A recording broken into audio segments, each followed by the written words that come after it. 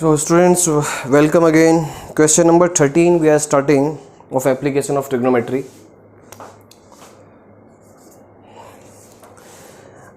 Question number 13 is very simple. As observed from top of a 75-meter high lighthouse from sea level. sea level से उसकी जो height है वो 75 metre की height पर है और वहाँ से the angle of depression of two ships are 30 degree and 45 degree. देखिए जब भी इंडियन कोस्ट गार्ड के जो होते हैं तो वो क्या करते हैं, अपना एक लाइट हाउस बना के रखते हैं. और ये सी लेवल है, ध्यान रखिएगा. ये मैं जो बता रहा हूँ ये सी लेवल की बात है. इसको मैं ऐसे करके दिखा देता हूँ, सी लेवल.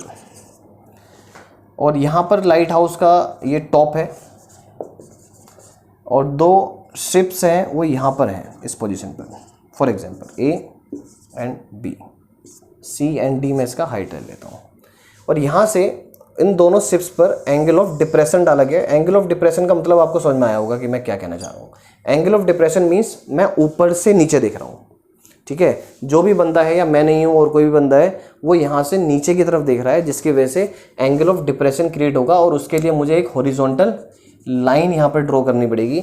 और जो सिर्फ सबसे पास में होगा लाइट हाउस के वो ज़्यादा बड़ा एंगल क्रिएट करेगा, तो एंड वो छोटा एंगल क्रिएट करेगा. तो ये एंगल इन्होंने बताया कि जो इधर वाला जो सबसे दूर है इस लाइट हाउस से जितना दूर है उस एंगल, उसने जो एंगल क्रिएट किया वो 30 डिग्री क्रिएट किया और जो पास में था उसको 45 डिग्री एंगल क्रिएट हुआ. समझिएगा इस बात को. ठीक है, यहाँ पर ये कहानी थी सबसे पहले. अब ये अगर 30 डिग्री है तो ये भी 30 डिग्री होगा क्योंकि angle of depression is equal to angle of elevation. और अगर ये 45 है और ये भी 45 डिग्री होगा. अब देखिए ये वाले जो एंगल्स हैं इसका कोई रोल होता नहीं है, सिर्फ ये क्वेश्चन में कंफ्यूज करने के लिए मिलते हैं आपको, क्योंकि एंगल ऑफ डिप्रेशन कहीं भी कैलकुलेशन में आपकी हेल्प करने वाला नहीं है. राइट, क्योंकि अल्टीमेटली आपको एंगल ऑफ डिप्रेशन को एंगल ऑफ एलिवेशन में कन्वर्ट करके तब आप अपने रेशियोज अप्लाई करेंगे. राइट, तो यहाँ पर ये बड़ा इंपॉर्टेंट पार्ट है, बट आपको दिखाना जरूर है फिगर में. अगर आपने फिगर में नहीं दिखाया तो वो रॉन्ग फिगर माना जाएगा क्योंकि आपने एंगल ऑफ डिप्रेशन दिखाया ही नहीं. अब देखिए एंगल ऑफ डिप्रेशन आप भूल जाइए थोड़ी देर के लिए कि वो कुछ है यहाँ पर. सिर्फ यहाँ पर हमें समझना है कि जो लाइट हाउस है उसकी हाइट भी दी हुई है. ठीक है, उसकी जो लाइट हाउस की जो हाइट है वो है 75 मीटर. ठीक है, और वो क्या पूछ रहा है फाइनली, वो पूछ रहा है find the distance between two ships, means ये हाइट, ये डिस्टेंस. अब देखिए ये x है तो मैं इसको a मान लेता हूँ क्योंकि मुझे ये भी चाहिए. क्यों चाहिए? क्योंकि अगर मैं 30 डिग्री लेता हूँ तो मुझे बड़ा वाला ट्रायंगल लेना पड़ेगा और बड़े वाले ट्रायंगल के लिए मुझे ये पूरा बेस चाहिए होगा. ठीक है, तो यहाँ पर ये समझना बहुत ज़रूरी है, ये a है. अब मैं क्या करूँगा स्टूडेंट्स, लेट, सबसे पहले हम अपना सपोज कर लेते, let the distance between two ships be x meter. और मैं ये भी मान लेता हूँ let the distance of first ship from lighthouse, let the distance of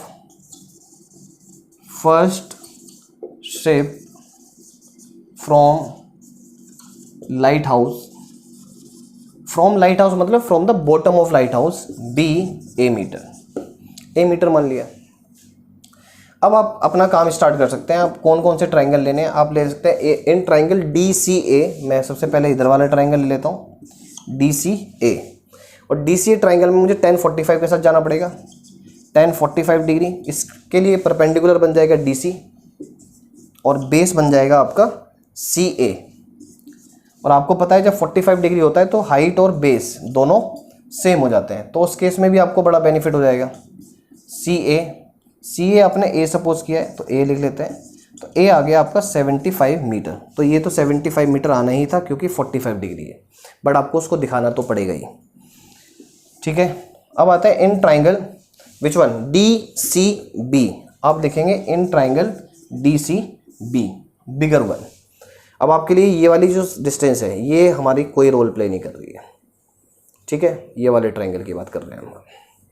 अब इस ट्राइंगल के लिए हाइट तो हमारी डी सी काम करेगी 10 30 डिग्री लगाएंगे आप, क्योंकि 30 डिग्री एंगल है। इसके लिए हाइट बनेगी DC, DC बेस चेंज हो जाएगा स्टूडेंट्स इस बार, वो बनेगा CB, CB मैंने बेस डाल दिया यहाँ पर, ठीक है।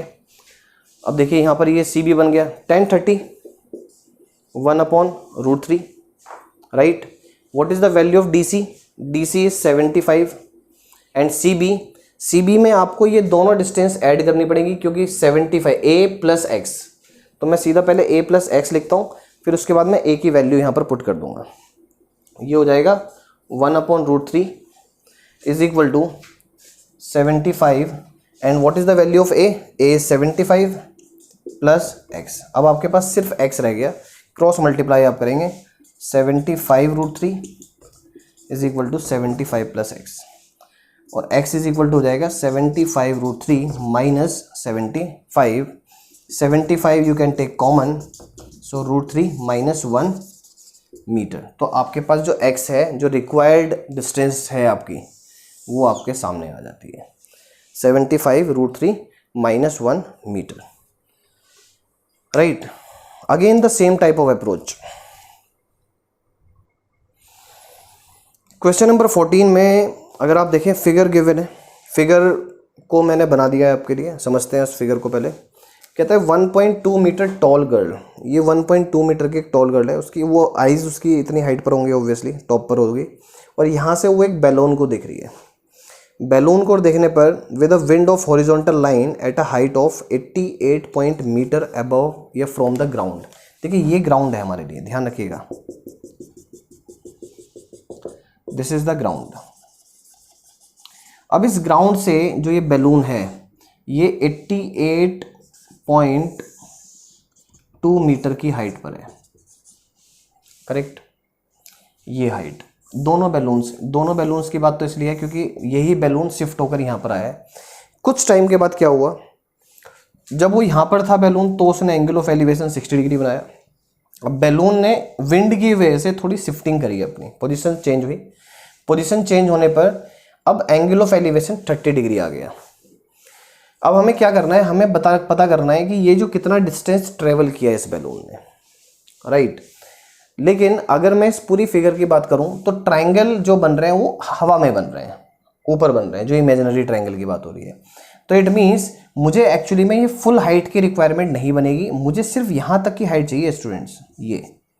तो मुझे क्या करना पड़ेगा, इस 88.2 में से 1.2 माइनस करना पड़ेगा, और जैसे ही आप 88.2 में से 1.2 माइनस करेंगे तो आपको मिलेगा 87 मीटर। अब 87 मीटर हाइट आपके लिए काम करेगी उस पर्टिकुलर ट्रायंगल में, जिस ट्रायंगल की मैं बात करने जा रहा हूं। तो ये बिल्कुल ध्यान रखिएगा। अब हमें 88.2 मीटर से डीलिंग नहीं करनी है, हमें किससे डीलिंग करनी है, हमें 87 मीटर से डीलिंग करनी है। रीजन क्या है, क्योंकि जो ट्रायंगल बना है उस ट्रायंगल के लिए जो हाइट काम करेगी वो यहां से यहां तक काम करेगी, जो AB, जो मैं AB मैंने नाम दिया यहाँ पर, C, ये ले लेता हूँ D एंड E। ये बहुत इंपॉर्टेंट पॉइंट है इस बात का, जो हमें ध्यान रखना है। अब आते हैं इस क्वेश्चन को स्टार्ट करते हैं। सबसे पहले हम बात करते हैं height of girl is equal to 1.2 metre, right. Height of balloon from ground में क्यों बोल रहा हूँ, क्योंकि इस बार हम चेंज करने वाले हैं सिचुएशन को, क्योंकि अभी तो मैं 88.2 मीटर लेने वाला हूँ फ्रॉम द ग्राउंड, बट मैं क्या बोलूँगा कि height of balloon from the horizontal line with eyes of girl। जो गर्ल की आइज के साथ जो हॉरिजॉन्टल लाइन बनी है उससे हाइट क्या होगी इस बैलून की, वो बन जाएगी 88.2 माइनस 1.2, इट इज 87 मीटर। क्यों कर रहे हैं वो भी समझेंगे बात को। एंगल ऑफ एलिवेशन क्लियर है। Let distance travelled by balloon to change what angle of elevation from 30 degree to 60 degree be x metre, वो भी मैंने मान लिया एक्स मीटर। इसमें मैंने एंगल ऑफ एलिवेशन भी इंक्लूड कर दिया ताकि क्लियर हो सी स्टोरी। अब आ जाते हैं सीधा हम स्टोरी पर काम करते हैं। अब सीधा पिक्चर पर इन ट्राइंगल, कौन सा है ट्राइंगल, ए सी बी लेते हैं। क्या आता है उसमें 10 60 डिग्री, ये वाला जो ट्राइंगल है, इस 10 60 के लिए ए बी हाइट बन जाएगा और बेस बनेगा सिर्फ बी सी, बेस बन जाएगा बी सी। अब 10 60 क्या है, √3, A B 87 and B C is this, so B C is equal to 87 by √3 meter. ये हमारा बी सी निकल के आ गया students. Now in triangle which one, in triangle D C E, ध्यान रखिएगा कौन से ट्राइंगल की बात कर रहा हूं मैं, डी सी ई, ये वाला जो ट्राइंगल है, इसमें अब एंगल बनता है 10 30 डिग्री, हाइट अपनी डी ई रहेगी यहाँ पर और बेस बनेगा सी ई, यहाँ से यहाँ तक, करेक्ट। 10 30 1/√3, डी हाइट बैलून की तो चेंज हो गई ही नहीं, वो 87 ही रहने वाली है, बट सी ई की वैल्यू हमें नहीं पता, तो सी ई हो जाएगा यहाँ पर 87√3 मीटर, करेक्ट। अब यहाँ पर आते हैं बात, हमें निकालना क्या है स्टूडेंट्स, हमें ए डी निकालना है। सबसे पहले हमें समझना है जो ए डी है और बी ई है क्या वो इक्वल है, बिल्कुल है, ये दोनों साइड, ओके, तो वो हम x मान लेते हैं। अच्छा बी ई आप कैसे निकालेंगे, क्या बी ई मैं निकाल सकता हूँ सी ई माइनस सी बी, अगर इस पूरी डिस्टेंस में से मैं ये वाली डिस्टेंस माइनस कर दूँ तो मुझे मिलेगा क्या, यस बिल्कुल मिलेगा। और सी ई आपके पास क्या है 87√3 माइनस 87/√3, करेक्ट। जब भी आपको रूट आए तो आप इसको √3 से मल्टीप्लाई कर सकते हैं, और जैसे ही आप मल्टीप्लाई करेंगे ये बनेगा 87√3/3 और यहाँ पर ये बनेगा 3 2 6 29, 87√3 माइनस 29√3 और आपके पास बी ई की वैल्यू आ गई 87 माइनस दिस वन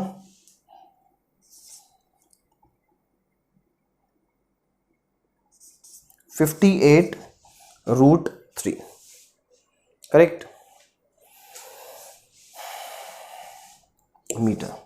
तो आपके पास बी ई आ गया, और बी ई क्या है, B is A D, so A D is also 58√3 and A D is what, distance travelled by balloon, वही आपका आंसर है,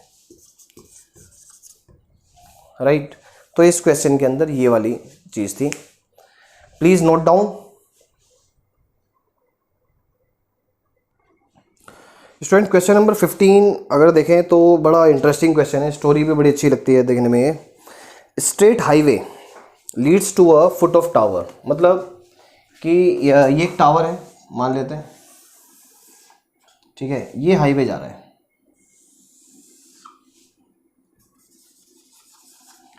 इस हाईवे पर एक कार है जो यहाँ से स्टार्ट कर रही है, हम सपोज कर देते हैं, और the angle of sorry the man standing at the top of a tower, एक मैन है जो यहाँ पर खड़ा हुआ है, करेक्ट, इस टॉप पर खड़ा हुआ है और एक कार को ऑब्जर्व करता है, और सपोज कार की पोजीशन ये है, ए पोजीशन पर है, और यहाँ से वो जब देखता है इसको तो एंगल ऑफ डिप्रेशन, तो आपको समझ में आ गया होगा कि ऊपर से नीचे देखा जा रहा है, तो ये वाला जो एंगल है ये 30 डिग्री है, राइट, ठीक है।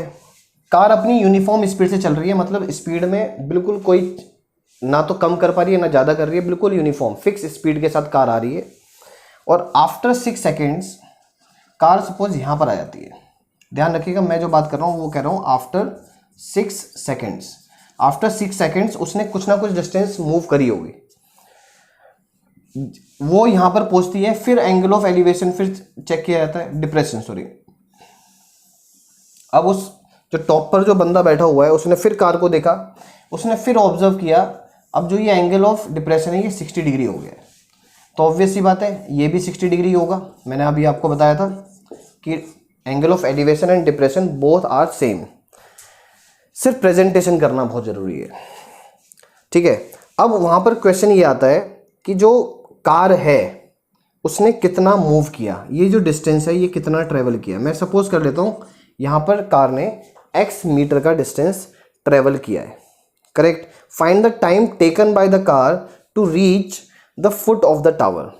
आपको यहाँ पर बताना है कि ये COD मतलब इस कार ने यहाँ तक पहुँचने में कितना टाइम लिया। Find the time taken by the car to reach the foot of the tower from this point, क्योंकि यहाँ से इस पॉइंट से कितना टाइम और लिया, क्योंकि यहाँ तक तो हमें पता ही है कि यहाँ से यहाँ तक वो 6 सेकंड में पहुँची है, बट B से C तक पहुँचने में उसको कितना टाइम लगा, हमें ये फाइंड करना है, correct.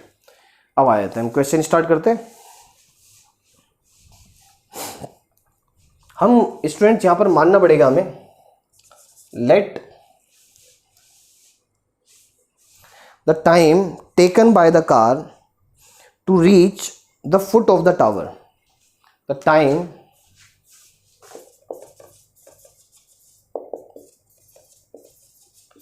taken by car to reach foot of the tower from B point, B T seconds. मैं यहाँ पर मान के चल रहा हूँ कि T सेकेंड्स लगे होंगे, ठीक है। जब T सेकेंड्स लगे होंगे तो वो हमारे लिए क्लियर हो गई स्टोरी। नाउ अब हमारा काम क्या है, हमारा काम है कि उस पर्टिकुलर डिस्टेंस को निकालना, कि वो डिस्टेंस कैसे निकाली जाए। सो हम क्या करेंगे स्टूडेंट्स, यहाँ पर सबसे पहले हमें समझना है स्पीड ऑफ कार कितनी रही होगी। स्पीड का फॉर्मूला आपने पढ़ा है साइंस में, वो होता है डिस्टेंस अपॉन टाइम। मैं क्यों ले रहा हूँ ऐसा, क्योंकि मैं स्पीड निकाल सकता हूँ। मेरे पास डिस्टेंस भी मैंने सपोज किया है कि उसने x किलोमीटर का x मीटर का डिस्टेंस ट्रेवल किया है यहाँ पर और 6 सेकंड में कवर किया, तो x अपॉन जो 6 है ये कहीं ना कहीं मेरे लिए स्पीड है, और ये स्पीड इस पूरी जर्नी में सेम रहने वाली है, ठीक है। वो C तक पहुँचेगा तब तक यही स्पीड के साथ उसको जाना है। ये स्पीड ऑफ कार आ गया। अब यहाँ पर हम अप्लाई करते हैं 1060 पर। हम यहाँ पर मानते हैं यहाँ पर कि जब 1060 आप अप्लाई करेंगे तो आपको क्या मिलेगा, DC अपॉन BC। अगर मैं 1060 पर जाता हूँ तो हाइट अपॉन बेस, तो ये हो जाता है √3 DC अपॉन BC। सो DC की वैल्यू आ जाती है √3 BC। मैं अभी देखिए ऐसे ही रख रहा हूँ इसको, अभी कुछ ज़्यादा बड़ा चेंज नहीं कर रहे हैं हम। इसके बाद 1030 लेते हैं। 1030 में जब अप्लाई करेंगे तो मुझे पूरे ट्राइंगल में जाना पड़ेगा, तो 1030 के लिए DC सामने वाली जो साइड है वो है DC, जो हाइट बनेगी, बेस बन जाएगा AC, और 1030 हो जाएगा 1/√3, दिस इज DC। और AC अपने आप में अगर बात करते हैं तो अभी मैं AC को एज इट इज रखता हूँ, उसके बाद हम चेंज कर देंगे इसको। अब 1/√3 DC को मैं क्या लिख सकता हूँ, √3 BC। मैं यहाँ पर √3 BC इसको लिख देता हूँ, ये आ जाता है। फिर AC की वैल्यू आ जाती है 3 BC। जब आप क्रॉस मल्टीप्लाई करेंगे तो √3 ये मिल गया। अब आ जाते हैं यहाँ पर students AC। What is AC? अगर मैं AC की बात करता हूँ तो AC मिलता है मुझे AB plus BC and it is 3 BC, correct. क्योंकि मैं AC को AB प्लस BC लिख सकता हूँ। AB इज इक्वल टू, अब BC को मैं इधर ले जाता हूँ तो मुझे मिलता है 3 BC माइनस BC 2 BC। अब यहाँ से एक चीज़ क्लियर हुआ कि जो BC है वो AB का हाफ है, वो जो BC है वो AB का हाफ है। इट मीन्स ये कितना डिस्टेंस हो जाएगा, x/2। मैंने यहाँ पर डिस्टेंस को निकाल लिया, बट मेरा कैसे डिस्टेंस निकला है, मैंने ये कंपैरिजन दिया है कि वो AB का हाफ हुआ। अब जब ये AB का हाफ हुआ तो BC की वैल्यू आ गई x/2 मीटर। अब मुझे क्या करना है, मुझे चाहिए कि यहाँ से उसको यहाँ तक पहुँचने में कितना टाइम लगा। अब मैं यहाँ पर क्या बोलूँगा, time taken by car from B to C, और टाइम का फॉर्मूला क्या बनेगा, distance upon speed. So distance upon speed, distance कितना मूव कर रहा है वो x/2, स्पीड कितना है, x/6, x से x कैंसिल, 6 ऊपर ले जाइए आप, 2 आ गया, 3 सेकेंड्स। और वैसे भी जब यहां से 6 सेकेंड ले रहा है तो हाफ डिस्टेंस जब x के लिए 6 सेकेंड ले रहा है तो उसके हाफ के लिए वो 3 सेकेंड ही लेगा ऑब्वियसली, बट उसको हमने प्रेजेंट ऐसे कर दिया, तो यहाँ पर वो 3 सेकेंड्स। और अगर टोटल यहाँ से अगर उसकी डिस्टेंस हम पता करें कि यहाँ से कितना टाइम लेने वाला है, तो 6 + 3 9 seconds from the initial point. Initial point से वो 9 सेकेंड लेगा फुट ऑफ द टावर पहुंचने में। करेक्ट। तो इस क्वेश्चन में ये था स्टूडेंट्स। क्वेश्चन नंबर 16 स्टूडेंट्स बहुत इंपॉर्टेंट क्वेश्चन है बोर्ड एग्जाम के पॉइंट ऑफ व्यू से, तो इसको बिल्कुल प्रैक्टिस करना बहुत जरूरी है। The angle of elevation of the top of a tower. देखिए टावर की बात हो गई। सबसे पहले angle of elevation of a top of a tower मतलब नीचे से ऊपर देखा जा रहा है, ये भी क्लियर है। क्या बात है उसके आगे देखते हैं। फ्रॉम 2 पॉइंट्स मतलब यहां पर 2 पॉइंट्स हैं, ठीक है। उन 2 पॉइंट से, और फर्स्ट पॉइंट इससे 4 मीटर की डिस्टेंस पर है और जो सेकंड पॉइंट है वो 9 मीटर की डिस्टेंस पर है। देखिएगा जो ये पॉइंट है इसको P ले लेते हैं, इसको Q ले लेते हैं। ये 4 मीटर की डिस्टेंस पर है फर्स्ट पॉइंट, और सेकंड पॉइंट 9 मीटर है फुट ऑफ द टावर से, ठीक है। और यहां से जब हम इसको बात कर रहे हैं, वो कह रहा है angle of elevation of the top of a tower from 2 points at a distance of 4 metre and 9 metre from the base of the tower and on the same straight line. मतलब एक लाइन के एक ही तरफ है, ऐसा नहीं है कि एक इधर है या एक उधर है, वो भी हमने बना दिया सही। With it are complementary means जो एंगल्स हैं, जो एंगल ऑफ एलिवेशन बन रहा है इस P से और इस Q से, ये दोनों एंगल्स, इस बार एंगल्स नहीं दिए हैं।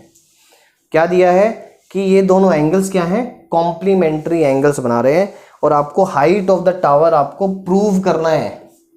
क्या प्रूव करना है कि ये 6 आएगा। करेक्ट। अब सबसे पहले इसमें काम करते हैं कि हमारा काम क्या है। Let height of tower be h meter, angle of elevation, ठीक है, angle of elevation from 2 points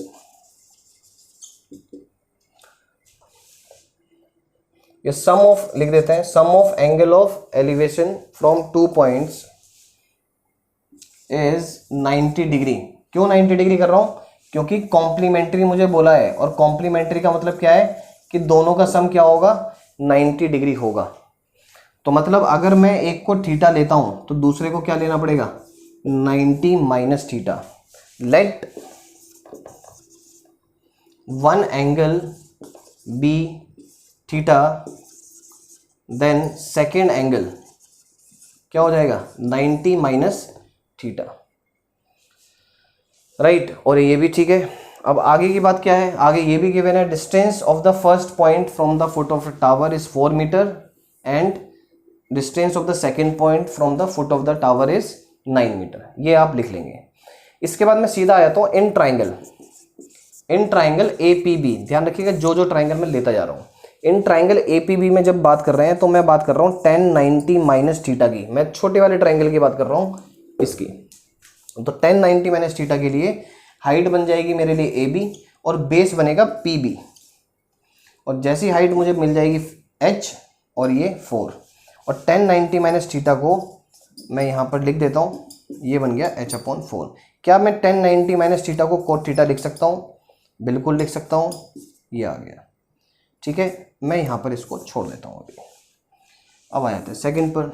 in triangle which one, AQB, बड़ा वाला ट्राइंगल, इसमें एंगल थीटा काम करेगा, ये वाला ट्राइंगल का थीटा काम करेगा। थीटा के सामने वाली साइड AB, वो हाइट बन जाएगी, बेस बन जाएगा QB, एंड tan थीटा मैं एज इट इज रख रहा हूँ क्योंकि उसमें तो कुछ कर ही नहीं सकते हम। AB हमें पता है H है, QB 9 है।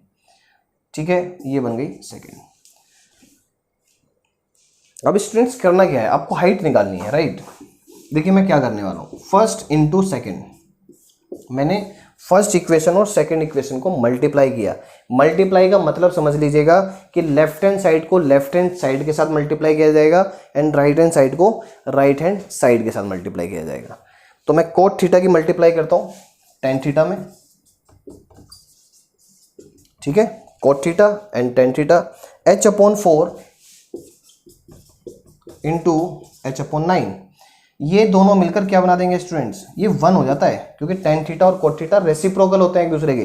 1 हो गया, h स्क्वायर और 9 4 जा 36, so h square is equal to 36, square को आप इधर ट्रांसफर कर दीजिए रूट 36 और ये 6 मीटर, और यही हमें प्रूव करना है कि height of the tower should be 6 metre. तो इसी के साथ ये एक्सरसाइज ओवर हो जाती है students, and I think all the questions are clear, and please do more practice for such type of sums. So thank you so much students for watching this video.